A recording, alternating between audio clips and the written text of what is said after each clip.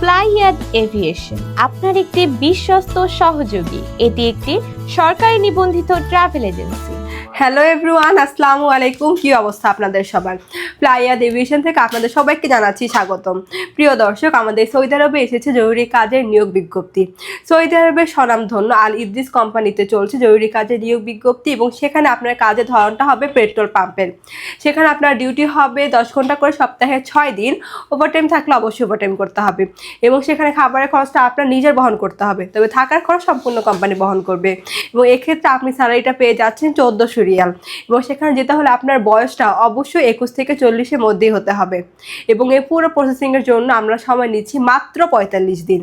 তাই আপনারা যারা এই অল্প সময়ের মধ্যে সৌদি আরবে যেতে চাচ্ছেন, তাও আবার ডিরেক্ট কোম্পানি ভিসায়, তারা এখনই চলে আসেন আমাদের অফিসে এবং জমা দিয়ে যান আপনার ফাইলটি।